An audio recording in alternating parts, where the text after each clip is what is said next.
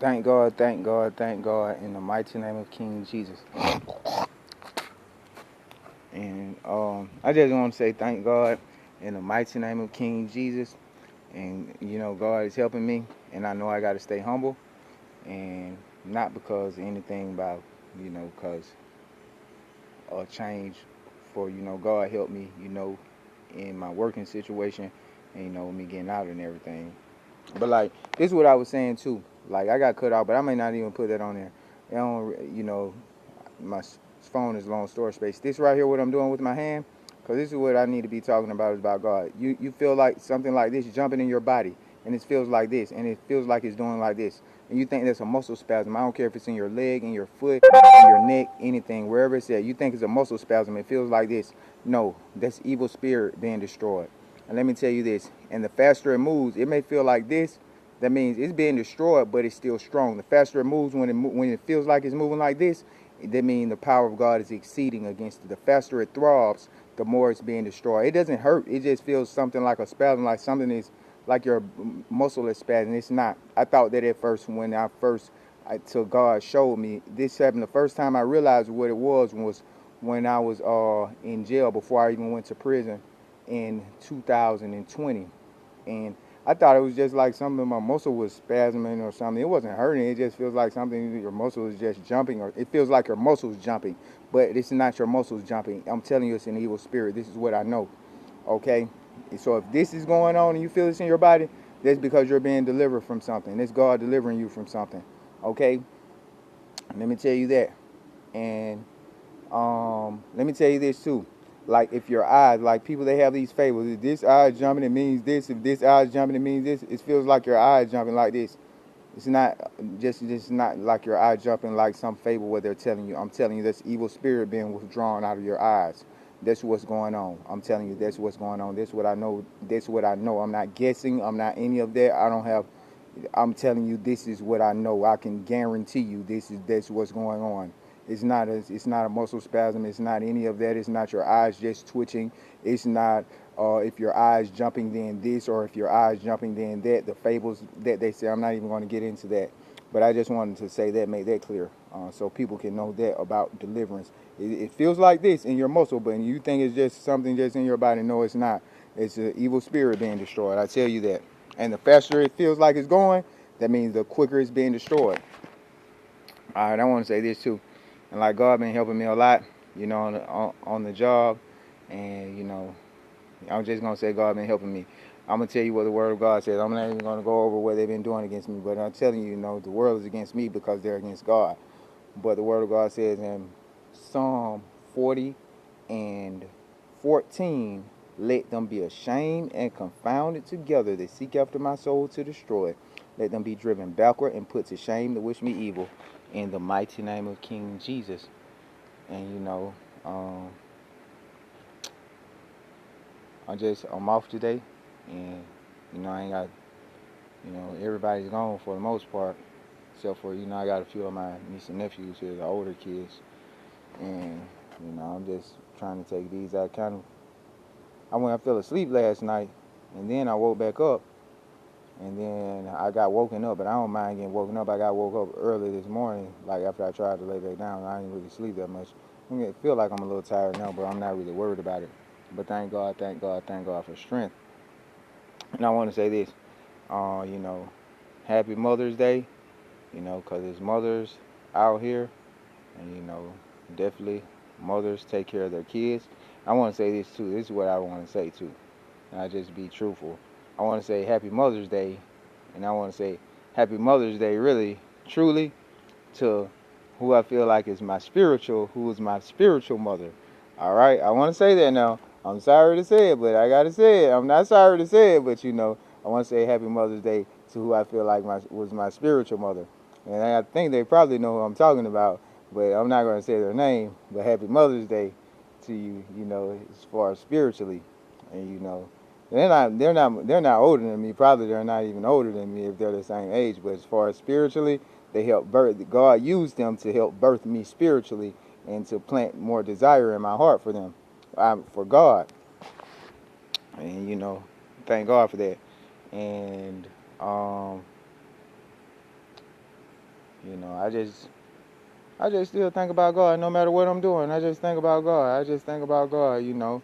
And I've been listening to that song, so I really like that song. I know a place that I love to dwell in the presence of my Father, bowing down before Him, worshiping. Yeah, I like that song right there. I was listening to that this morning. It's a really great song.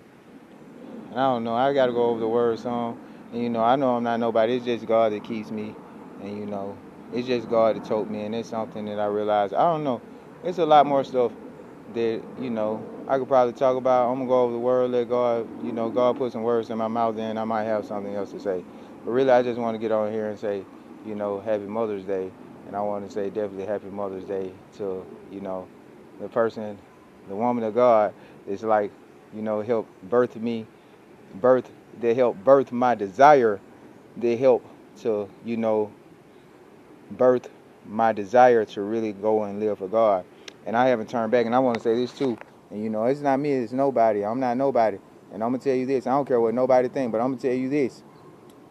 You know, I'm not considered a sinner anyway since I've been living for God. But far as just giving myself to some type of sin, since 2020, I haven't been giving myself to no type of sin. I don't smoke, I don't drink, I don't curse. I'm going to tell you the truth.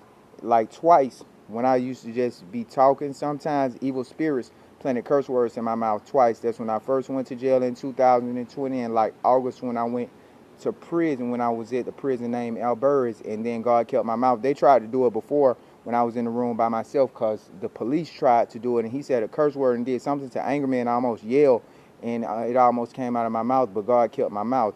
Let me see what the Word of God says. The Word of God says, 141, Psalm 141 and 3 said, watch, O Lord, before my mouth, keep the door of my lips, in the mighty name of King Jesus.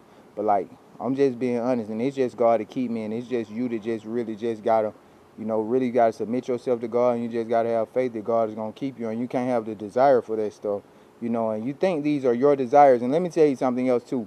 See, when I'm gonna tell you something else too, the Word of God is quick and powerful and sharper than any two-edged sword, right? And see, the evil spirits run you away. Just say when you go to church or you listening to a message and it sounds like, oh, they're talking directly to me. Oh, I can't stand this. Oh, you know, it's something you may have done, and it's not you. You may have done it, but guess what? You led by these evil spirits, and the evil spirits don't like the word of God attacking them. And that's why I can tell you. And see, I don't know how they're exactly attached to you, but they're attached to you, and then they're in your thoughts, and they're making you think it's you that don't like the preaching, but they're being destroyed. So I don't know how they cause feelings upon you, and they're giving you a feeling of not liking it because they're being destroyed and broken off of you. So they want to make you flee from the presence of God and make you flee from the power of God so that they can continue to grow in you. So when you don't like the message, when you don't want to hear it, when you want to leave away from it, when you don't want to listen to it anymore, you need to listen to it some more. Yeah, that's when you listening to the word of God. Because I'm going to tell you that too. Because when I used to smoke and stuff, like they used to make me like, oh, I don't want to listen to that. And sometimes, and when I was like, when I used to go to this church, like this church, you know, I'm not going to say, I'm even trying to condemn nobody, but just from what had been revealed to me, you know, their service, they doing things, you know, that's going to keep them considered holy, but a lot of it is outwardly, okay? And they, you know, some things they may have wrong motives. I don't know all about it, so I'm not going to just judge like that, but I'm going to tell you, when I told them truly that I was saved and they know how I used to be, they should have been glad for me. How these people, I tell you, I don't smoke no more. That was a big thing. That's why I left the church too. Like the evil spirits didn't never. When I used to smoke, smoking them cigarettes, and let me tell you something they used to do. I used to feel like this guy, one of the guys that I called, I used to buy cologne all the time. I buy cologne because when I smoke, you can smell the smoke on you, right? So I used to buy cologne, and then this guy, he used to walk up to me and like, you know, dap me up and stuff. And then he'd be like, smell my clothes, because you can smell the smoke through the cologne anyway, even if you buy. And then it used to really irritate me, but I didn't realize it's the evil spirits that were really getting irritated. So they're giving me thoughts of irritation about it. But this is the same guy I called and I told, look, hey man, you know what? God deliver me. I don't smoke no more. I'm living for God. You know, I've tagged them into my post before and they don't even talk to me no more. And I tell all these people what's going on, and I send them the stuff about the cross, and I try to talk to these people, and they are like, you know, hey, whatever. And, you know, and not just that. And I don't want to talk about the other things that I did, but I showed myself, I showed myself true. God showed Himself true, you know, for me. And that I don't know what's wrong with them, but anyway, what I'm saying is the thing is really about me. When I used to go to this church, and I had the smoking thing going on with the cigarettes, I used to try to run and hide and go and smoke a cigarette and all this stuff. And the evil spirits used to hate the message preaching. Let me tell you one thing they said to one of my friends one day. They were like, they was in the church preaching, and it really irritated me. It was like, you don't know if, you're around somebody, because he used to be around me and I used to smoke. And they're smoking something. I don't know if they said you're going to catch secondhand smoke or something. And that was like really irritating me, because I thinking I wasn't the only person in the church to smoke, but it was like one other guy around, and he smoked too, but he really didn't care, and it was irritating me though, and it really irritated me. And then I knew it had to be me, because I was the only one that used to be around the other guy, and I used to kind of smoke cigarettes around him, and he so I knew they were kind of, it seemed they had to be talking to me. But the thing is, the evil spirits were really irritated, and they wanted me to go, and I was getting so irritated, and then I ended up leaving. But it was the word of God, though. Even though, however, people fall short, but God still uses who He uses. It don't even matter.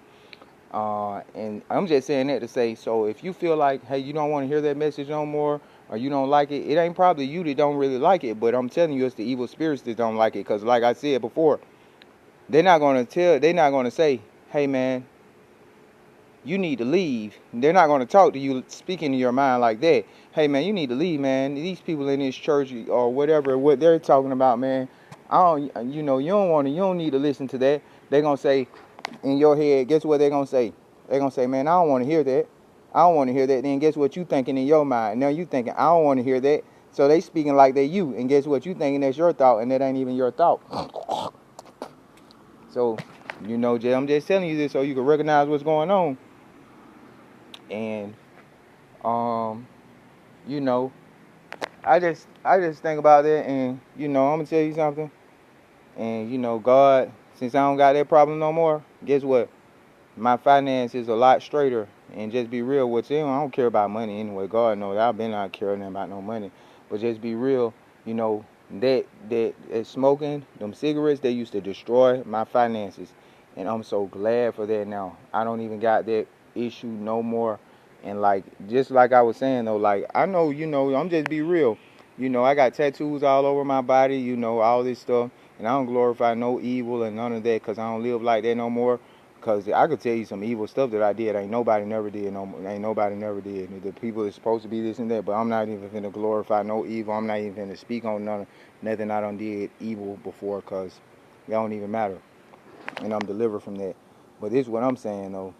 I ain't smoke no more. I don't think about smoking no more. I don't drink. I don't curse. I don't look at all the movies and all that stuff. Nope. I don't. Just be real. It's only God, though. It's only God. When I say this, I don't. It's because God strengthens me and God keeps me from doing that. And I don't have no desire for that. It's not even like I'm trying to stay away from it. I don't got no desire for it anyway. I don't fornicate. I don't masturbate. Yeah, you can think I'm lying. Don't do it. Haven't done it. Haven't had that problem since over 2 years ago when I was delivered. I ain't even think about it. Heading into 3 years now. I ain't even almost think about it. And I could tell you something else. I might leave that for another one, though. This is kind of hard to listen to, but I tell you it's the truth. And I just put it like this. I'm going to go ahead and say it. Let me tell you something, because this fornication thing is something else. And I might go a little bit even further with this whole thing. Let me tell you something. This is what I know, too. So if you don't know this and people think I'm just be talking, when you have an arousal in your private area, whoever you are, male or female, so you know, and this is the truth, you think it's just natural? I'm telling you it's not. You see me belching out, I can belch some of them out now. Believe me, they're still coming out. But let me tell you this. It's not. And upon them about to be destroyed, like I could tell you this, it seems normal, but see, God has given me this wisdom. I don't know why it's like this for me, but God doing something in my life. I don't know. He may ain't did this for nobody. He might ain't did this for this person. He ain't did this for this person. He ain't did this for this person. What's going to be my end? But I know God want me to be His greatness, because I'm going to tell you something. This is what they told me a long time ago. I'll just say this. This is what my family told me. They say, you're an extremist. You're an extremist. You know, just kind of like be lukewarm for God. You're an extremist. And that was just in the beginning. And then I'm like, hey, I was extremely evil. So, you know, I'm going to be an extremist for God now. And it's just like, for me, I'm an extremist with anything I do. So, and God knows that. And that's just the way that God made me. But anyway, let me tell you what I'm talking about. Because I know this, and I'm going to tell you this is how I know. When lust or whatever is being destroyed, okay, just say like I be sitting down there on Camerton Road. When I used to be sitting down there, lust is being destroyed. Now I get an arousal. Now guess what? Guess what happens? And then it's evil spirits controlling everything. You think it's not? It is. Guess what? Now what happens? And see, I know this because I've been going through it so long. Guess what happens next? Like I showed it on the camera, the women. And now there go women walking by with tight clothes on. And who did this? It looks like it's just a coincidence. It's not. Now I got an arousal, you know, in my private area, and here go women. Because when they're about to be destroyed, this is their last thing to try to do, try to cause you an arousal, so they can try to make you have some type of impulse, go off of some impulsive action. Because I'm telling you, that's what they do. So if you're a man or a woman and they just try to get you to embrace that impulse, yeah, and try to get you to feed the flesh, and see, that's what they do. So I just want to tell you that. So you think it's just normal? It's not just normal. A lot of this stuff is not just normal. You think it is, but it's not. I'm just telling you, this is the wisdom of God. This ain't my wisdom. This ain't nothing. If it was my wisdom, I would have thought it was normal till God showed me it's not normal. Okay? And I'm going to tell you this, since I was talking about that. This has happened way back in 2020. I'm in the first beginning of my, I'm still in the beginning, but in the beginning of my walk.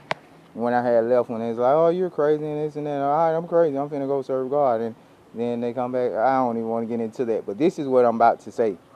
Like, I wrote a sermon. This is one of the first sermons I wrote. And it's about music. Let me tell you this now. You think addiction is something. You think addiction, yeah, this is getting good right now. Thank God in the mighty name of King Jesus. You think addiction is something? You think addiction is a stronghold? Now, let me tell you what's a stronghold. Music is a stronghold of Satan. Yeah, music is a stronghold of Satan. This music, because guess what this music is doing? It's planting ideas. Everybody doesn't smoke, right? But everybody listens to music. Yeah, everybody listens to music. Everybody doesn't smoke, but everybody listens to music. And most people aren't listening to gospel music. No. Okay, so let me tell you something. And you think that it's just rap music. Rap music is planting thoughts of murder. Rap music is planting thoughts of greed, violence, sexual immorality, and all types of evil. Okay? And let me tell you this, though, and this is where I'm going with it, with this music. Now, I want to give you this, and I'm not trying to talk down on women or any of that, but this is the direction I have to go to with this music, and this is the way that I wrote the sermon. I remember it. I have a remembrance of it. Okay, you think rap music, you want to talk about rap music. We ain't even going to talk about rap music. I'm going to talk about this R&B music. Okay, you got a woman, and I got to use a woman because, I'm not, I just got to use a woman. I'm not even going to display my thoughts of why I have to use a woman. But, okay, just say you have a woman. This woman, she may have a kid. Just say she may be divorced. I'm not even going to say she had the kid without wedlock, but I'm going to say she's divorced at this time. Okay. For whatever reason she got divorced. That's not what I want to focus on. But the thing is, now, this woman, she doesn't do anything but go to work and come home. She doesn't smoke. She doesn't drink. Say she doesn't curse. She may watch TV. Say she may not watch too many movies, but she may watch a few movies. Okay? But the thing is, she likes this R&B music. And Satan is just looking for one way. This is what I'm telling you. A little leaven leavens the whole lumps. There's Galatians 5 and 9. Satan is looking for one way to enter into your life. Okay, so you got this woman. She said, I don't smoke. I don't drink. I don't curse. I don't club. She doesn't club. She don't do none of that but go home. Her son go to daycare or he go to school. She come home and take care of him. But she listens to this R&B music. Because guess what? She's still in the world now. Because she gets thinking, oh, I got this lonely thing. I've been divorced. She looking for some way to cope. Okay? So now the devil is planting ideas of R&B music. Maybe it's something she's used to. Okay?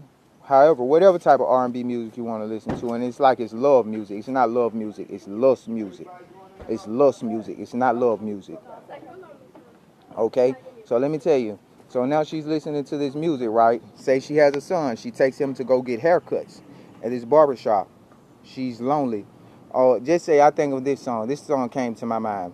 You know, I don't try to glorify it anyway, but I want to give this example. I never listened to it like that, but I heard it. And I'm pretty sure everybody knows this, you know, a little older or so, even the younger people. I'm so tired of being alone. I'm so tired of being alone. All right, that song, I forgot who is the name of it is because I don't really, you know, I never really been big on R&B, but a lot of people listen to it around me.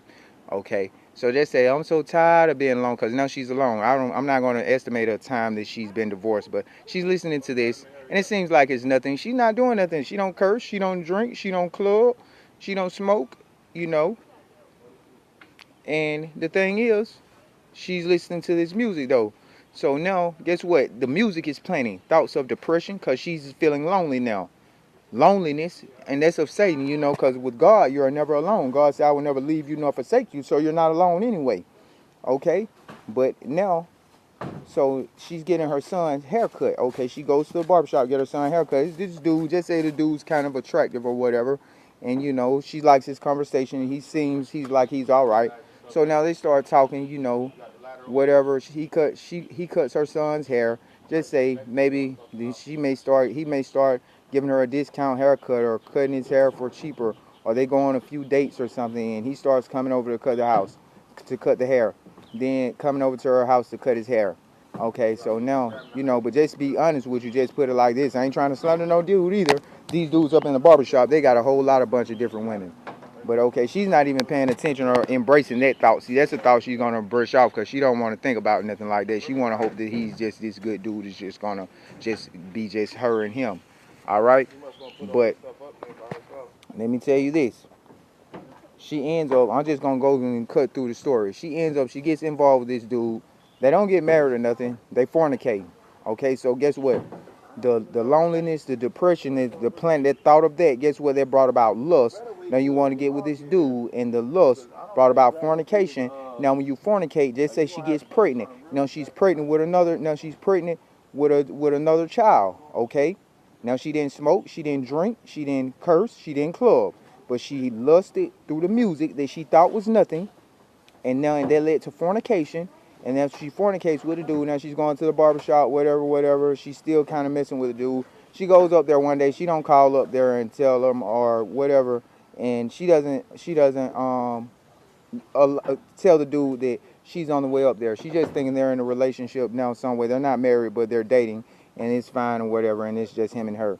And she pops up at the barbershop and just say, and now he's hugging another woman, or he's kissing a woman in the barbershop.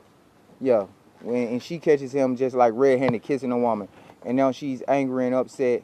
And then she's like, I'm pregnant, or say that doesn't even happen. Just say after they end up fornicating, a couple of months go by, and then she pops it on him. Hey, look, she knows she hasn't done it with anybody else. Say she's not even that type of woman, she just only try to get involved with him. And she tells him, hey, I'm pregnant. He's like, oh, that's not my baby, because they got in the bed, just say maybe 2 weeks later.